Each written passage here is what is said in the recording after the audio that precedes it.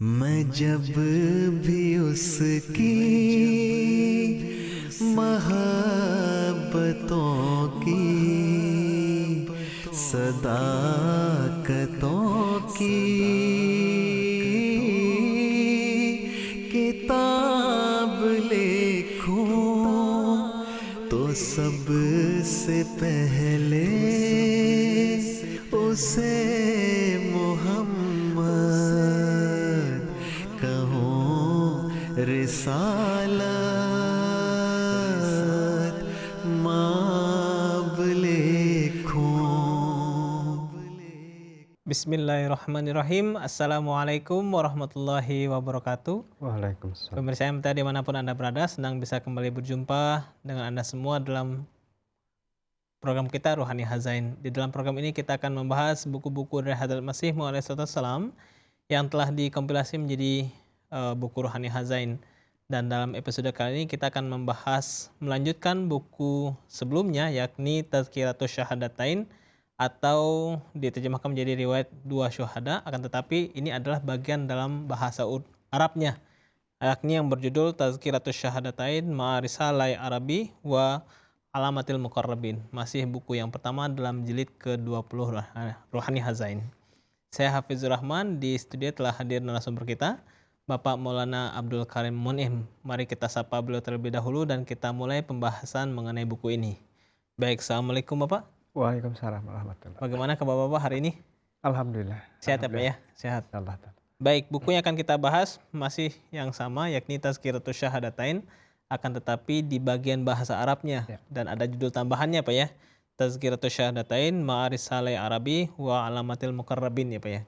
Kira-kira untuk pembahasan buku ini, poin-poin apa saja yang akan kita bahas? Monggo silakan Bapak. Iya, mungkin pertama kita akan memberikan pengetahuan ya, dasar mengenai nama dari buku beliau ini. Jadi judul besarnya Tazkiratus Syahadatain, yaitu artinya menyampaikan, mengenang tentang dua peristiwa kesyahidan, dan itu sudah disampaikan. Tetapi ada judul kecil untuk judul sempurna dari buku ini, ya. Tertulis Tazkiratus Syahadatain ma'a Risalai Arabi wa Alamatil Muqarrabin. Jadi untuk yang bagian Arabnya adalah judul kecil di bawah itu. Jadi ma'a Risalai Arabi, di sini Hajat Masih Maud alaihissalam menyampaikan di dalam buku ini ada dua risalah. Dua risalah dengan dua judul, dan ada judul yang ketiga yaitu Alamatul Muqarrabin. Ya, judul yang pertama adalah Al-Waktu Waktu Du'a La Waktal Malahim Wa Qatlil A'da, yang kalau terjemah Indonesianya adalah ini waktunya doa, bukan waktunya berperang dan bukan waktunya untuk melakukan penyerangan terhadap musuh. Kurang lebih seperti itu. Jadi konten dari buku Tazkiratus Syahadatain untuk yang bagian Arabnya. Baik, artinya di sini tadi Bapak sampaikan ada dua risalah ya Pak ya? Ya. Dua risalah dan satu buku yang lain disebut berjudul Alamatul Muqarrabin. Dan untuk episode kali ini kita akan membahas satu risalah pertama ya Pak ya? Dan episode selanjutnya kita akan membahas risalah yang lainnya dan buku Alamatul Muqarrabin ya Pak ya?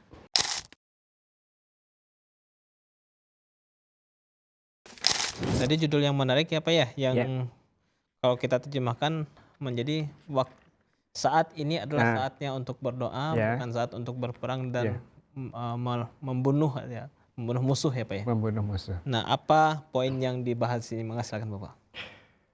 Jadi di dalam hadis dikatakan bahwa kalau Nabi Isa datang ya, Hajat Masih Maud alaihissalam datang, salah satunya adalah untuk Wayadul Harba, artinya meniadakan peperangan.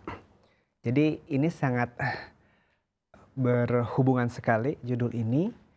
Judul risalah yang pertama itu diberikan judul Al-Waktu Waktu Du'a. Jadi ini kesempatan, ini waktu adalah waktu untuk berdoa. Lalu di kata selanjutnya, La Waktal Malahim. Malahim adalah jama dari malhamah. Malhamah ini kalau kita ke pasar ada tempat pemotongan daging, ya itu namanya untuk jagal ya, tempat pemotongan itu kan. Itu malhamah salah satu artinya. Tetapi di sini juga adalah medan di mana terjadi pembunuhan secara besar-besaran atau massal dalam suatu peperangan. Itu malhamah. Nah, sini malahim. Nah, beliau sampaikan waktu sekarang itu la waqtal malahim, bukan waktunya untuk berperang. Kemudian yang kata yang terakhir waqatil a'da, dan bukan juga waktu untuk memerangi musuh. Di bagian pengantar di risalah beliau ini, beliau sampaikan seperti ini, ya. I'lamu arsyadakumullahu annal amra qad kharaja min ayyatahayya al-qawmu lil jihad wa yuhillu lahu ahlal isti'dad wa yastahdarul ghazwa minal hadri wal badwi wa yafuzu fil istinjanil junud wastihsyadil husyud wa isharil usud. Jadi beliau sampaikan satu amar, satu perkara, yaitu mengenai bahwa kaum atau orang-orang tengah bersiap-siap untuk berjihad dan mereka, ya, kaum ini memanggil orang-orang yang punya kualifikasi untuk berjihad. Kemudian kalimat yang selanjutnya, mereka, kaum ini mengajak supaya baik orang-orang dari kota, orang-orang dari desa untuk hadir datang di peperangan. Kemudian kalimat yang selanjutnya, kaum ini atau orang-orang ini mereka berhasil dalam menyediakan pasukan dan mengumpulkan orang-orang dan membawa singa ke medan peperangan. Nah, dari pengantar ini Hajat Masud Salam sampaikan bahwa perkara tersebut sudah keluar. Apa yang dimaksud? Bahwa kondisi baik mungkin secara fisik ataupun secara pemahaman agama, bahwa serangan terhadap Islam dari pihak agama-agama, ya, buku ini kan ditulis tahun 1903. Jadi di Hindustan pada waktu itu Hajat Masud Salam sendirian saja yang membela atau melakukan perlawanan terhadap serangan-serangan tersebut, ya. Di sini beliau sampaikan fa inna narol muslimin ad'afal aqwam.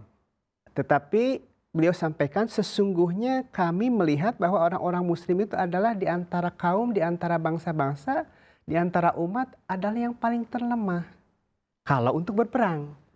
Mengapa beliau sampaikan demikian?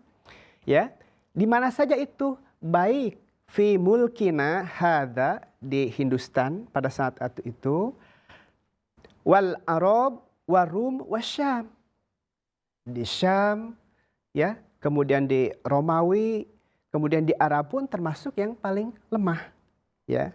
Ma baqiyat fihim quwwatul har, karena pada mereka itu sebenarnya tidak ada kekuatan untuk berperang. Nah, jadi mengapa di zaman Hajat Masih Salam kan, ya, atau pada awal kedatangan beliau, masa beliau, dan setelah itu kan peperangan dunia pun adanya setelah beliau datang kan. Perang Dunia Pertama tahun 1914 kan, yang selanjutnya juga pada tahun berikutnya untuk Perang Dunia Kedua.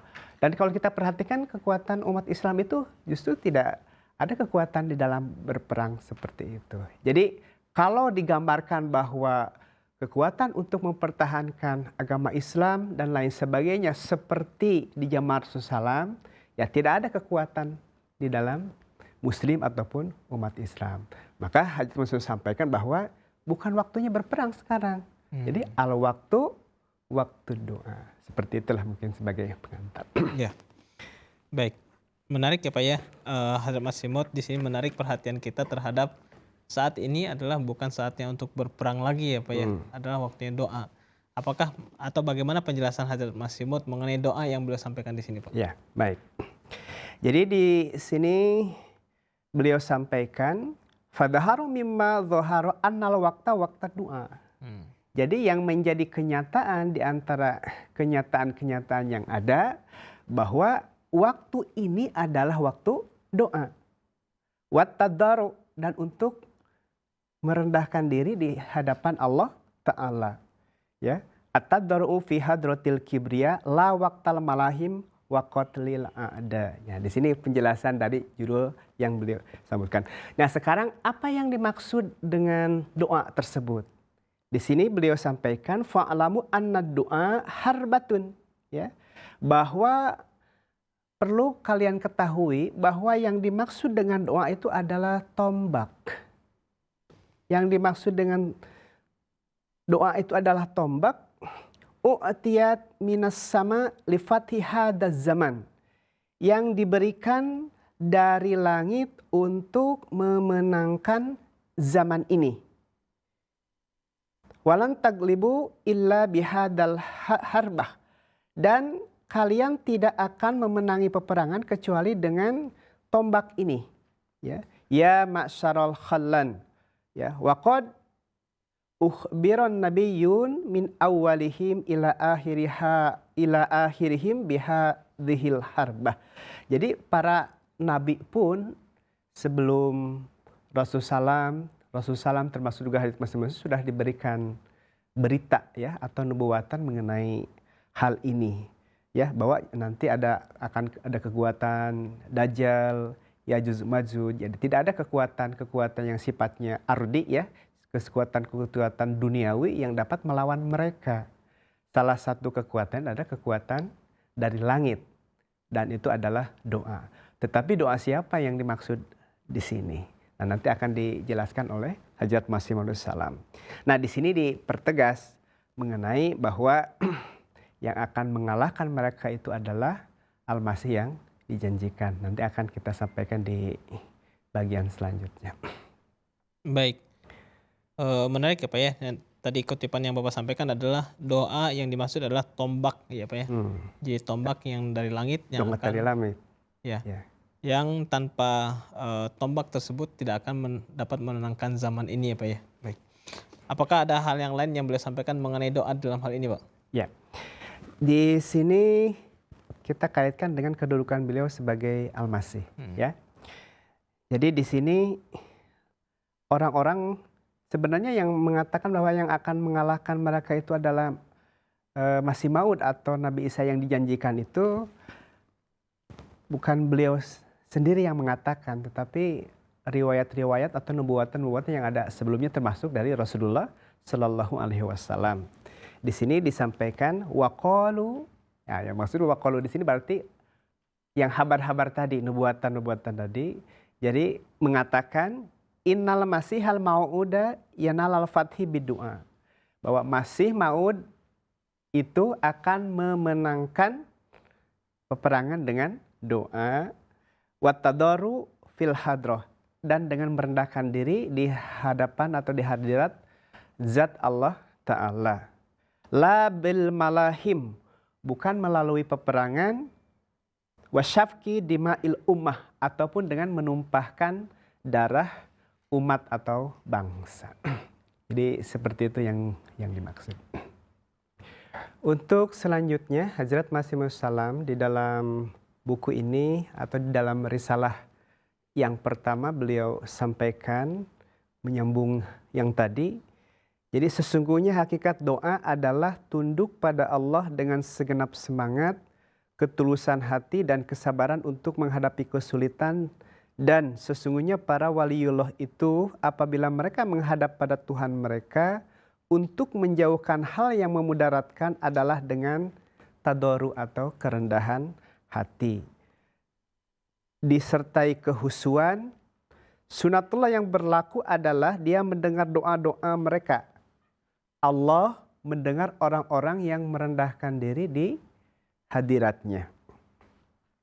Sekalipun setelahnya melewati beberapa masa ataupun dengan segera. Jadi doa itu ada yang dikabulkan dengan segera atau pada waktunya ataupun harus melalui beberapa masa atau waktu baru dikabulkan. Kemudian di sini disampaikan bahwa demikianlah akhir zaman, yakni zaman Masih Maud salam yang diutus dari Tuhan yang Maha Pemurah telah ditetapkan. Sesungguhnya barisan medan peperangan akan dilipat dengan perantaraan kalam-kalam, kalbu-kalbu yang akan dijadikan terbuka, dada akan dilapangkan dengan petunjuk, orang-orang akan pindah menuju pekuburan karena taun atau wabah atau peristiwa lainnya. Seperti itulah Allah membuat ketetapan supaya menjadikan serangan atas orang-orang kafir dan agama yang di langit tinggi akan ditinggikan pula di bumi. Sesungguhnya kakiku ini berada di atas tempat kematian orang-orang ingkar. Aku akan diberikan pertolongan dari Tuhanku dan urusan tersebut ditetapkan serta kalimat Tuhan semesta alam akan menjadi sempurna. Jadi dalam keadaan orang itu dekat dengan Allah Ta'ala dengan merendahkan diri, kekuatan-kekuatan di balik doa yang Allah Ta'ala berikan pertolongan atau bantuan itulah yang akan mengalahkan orang kafir. Apa bentuknya? Ya itulah nubuatan-nubuatan seperti wabah, taun dan lain sebagainya. Maka beliau di sini menyampaikan bahwa inna qadami, sesungguhnya kakiku berada di atas kematian orang-orang kafir. Tetapi bukan beliau melakukan pembunuhan, tetapi kekuatan Tuhan dengan menurunkan wabah, ya. Jadi kekuatan vaksin, kekuatan pemerintah pun tidak berdaya untuk mencegah itu. Nah, tapi bukan melalui peperangan, tetapi melalui kekuatan yang datang dari langit. Dan itu adalah untuk menyokong bukti bahwa beliau itu adalah dari Allah Ta'ala dan bahwa kekuatan doa beliau itulah yang menjadi sumber kekuatannya. Jadi di sini dipertegas lagi, inilah hakikat dari turunnya aku dari langit. Maka kalau kita perhatikan, kata-kata di dalam hadis itu ada kata nuzul. Makna dari nuzul ini adalah bahwa adalah kekuatan-kekuatan samawi, kekuatan-kekuatan langit yang akan mendukung atau untuk menyokong kebenaran dari Hazrat Masih Maud alaihi wassalam. Jadi bukan kekuatan tombak, bukan kekuatan senjata, bukan kekuatan Maryam dan lain sebagainya. Nah, tetapi yang nampak nyata pada kita adalah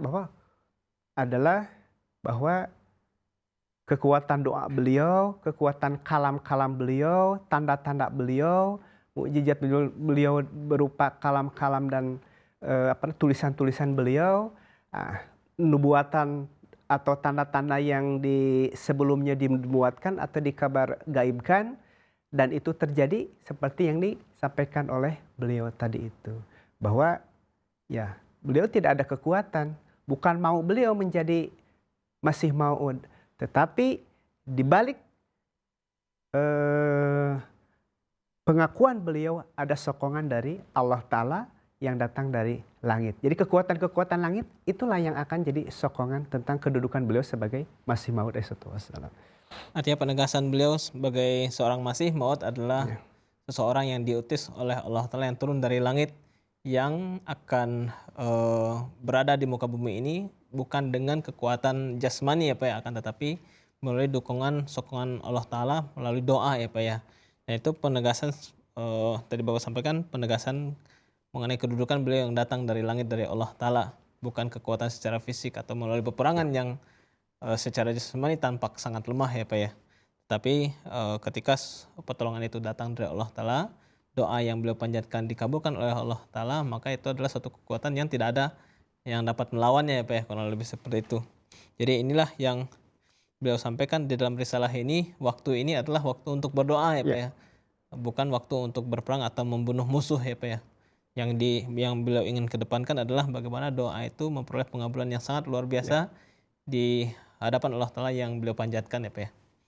Ya, kurang lebih itu risalah pertama yang Hadrat Masih mau sampaikan di dalam kitab ini, bagian bahasa Arab dari buku Tazkiratus Syahadatain ya Pak ya. Kita akan kembali lagi dalam episode selanjutnya untuk membahas risalah-risalah selanjutnya ya Pak ya. Untuk itu saya ucapkan jazakumullah kepada Bapak untuk pembahasan mengenai bagian ini. Jazakumullah. Baik, pemirsa MTA dimanapun Anda berada, demikianlah pembahasan kita mengenai salah satu bagian atau salah satu risalah dalam kitab Tazkiratus Syahadatain. Mudah-mudahan apa yang kita bahas dalam episode kali ini dapat menambah wawasan kita dan memperkuat keimanan kita. Saya Hafizur Rahman beserta kru yang bertugas mohon undur diri.